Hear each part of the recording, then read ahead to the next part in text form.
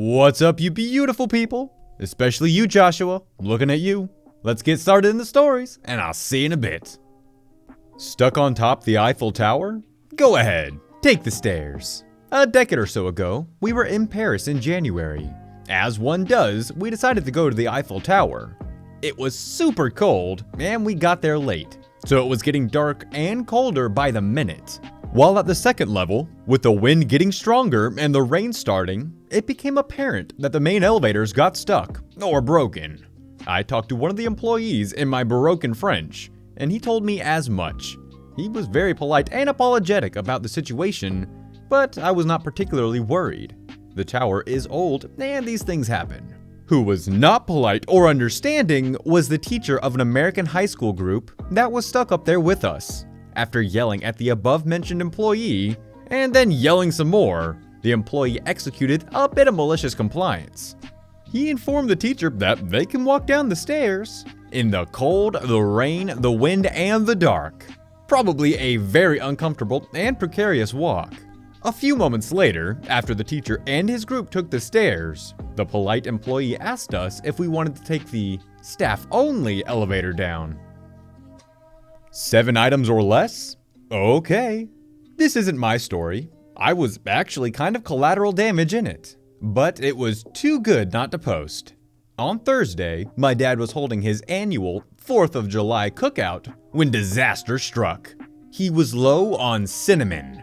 He takes his barbecue rub very seriously, and this would not do.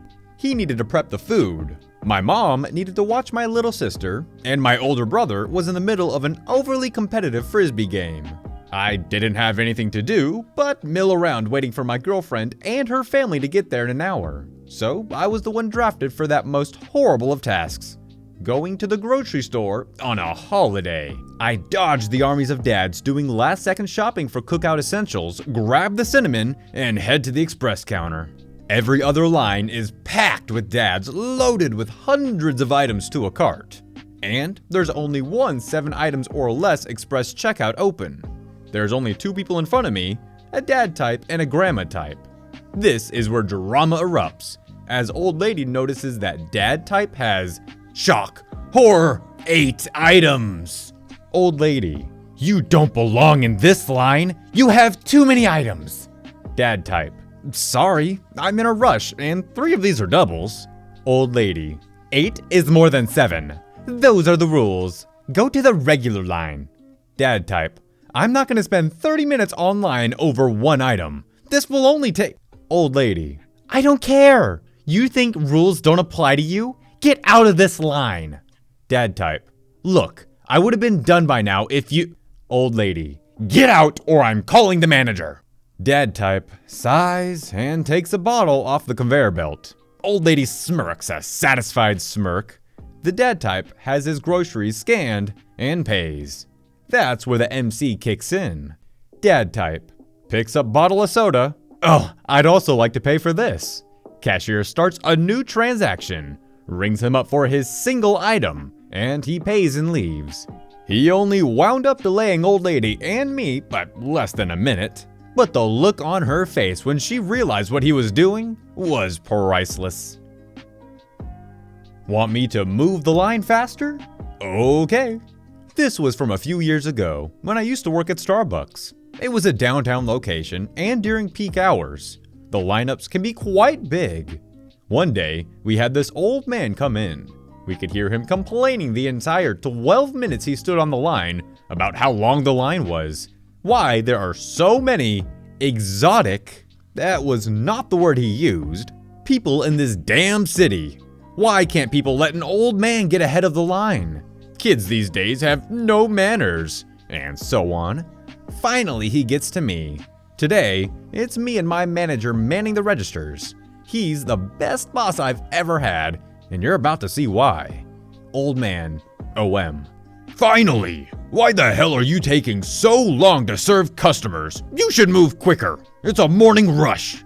Me, I'm so sorry to OM. I don't care about your sorry, kid. Spend less time with each customer. Me, will do. What can I get for you? OM. He was so busy ranting about everyone, he forgot what he wanted. Manager. Thank you. Next. "Shoos the old man away from me." This was before the song came out, by the way.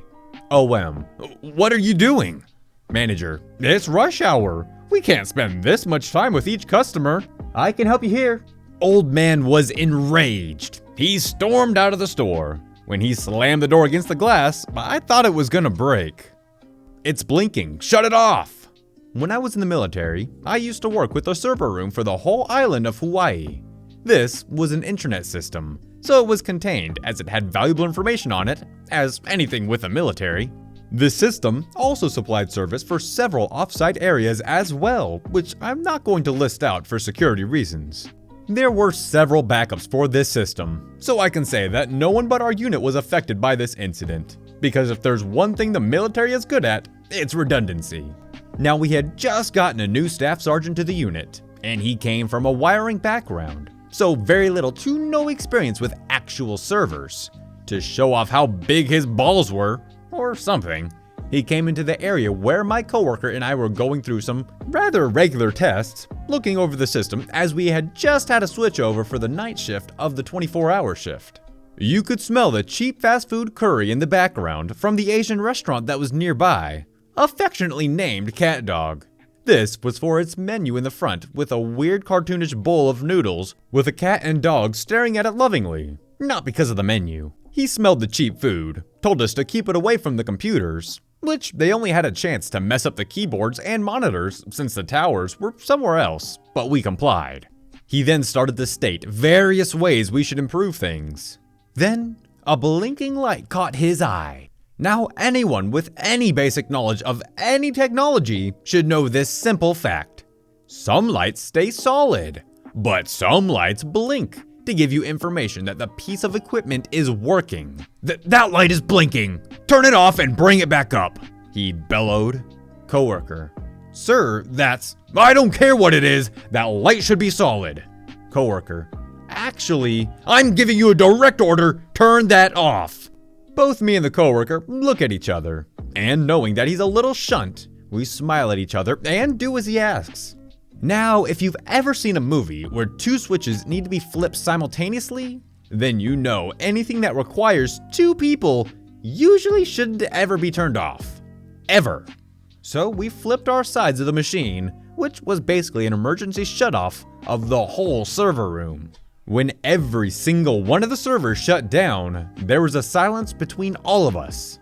The funny thing is he just turned around and walked off like nothing happened, not saying a word. After which, he didn't talk to us for the next few weeks. Bringing back up the system took 4 hours and woke up 2 officers that had to work on some parts of it, as a few offsite areas handled our loads for that time. Made friends with a butter bar that day, but those stories stay between us.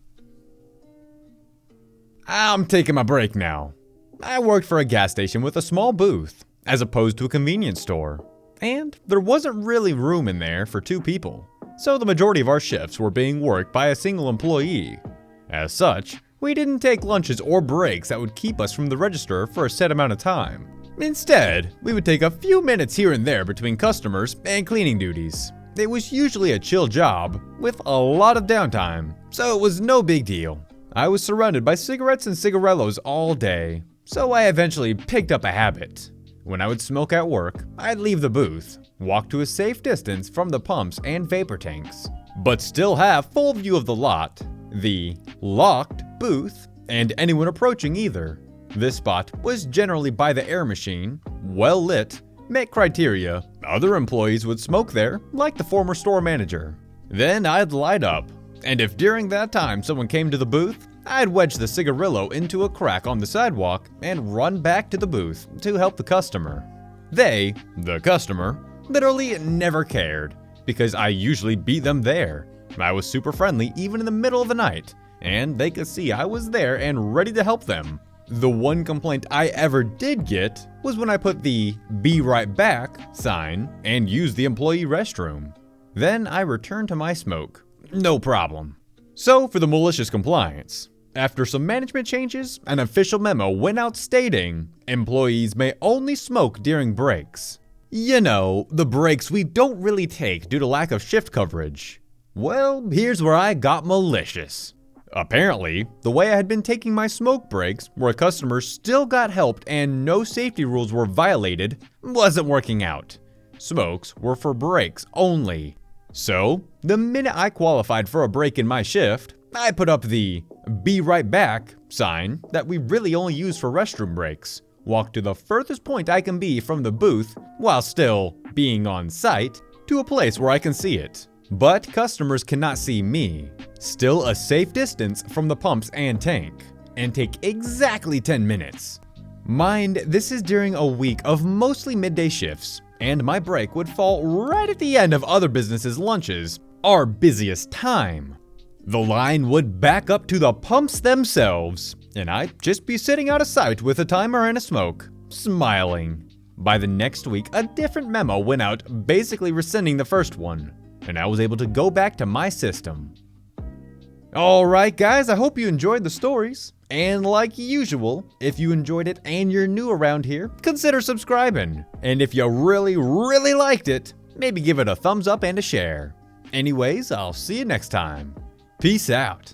Oh, and for those few of you who have stuck around this long, this will be the very last video without a camera. I finally got my area complete, and the camera is coming back tomorrow. So, I'll see you then. Peace out number 2.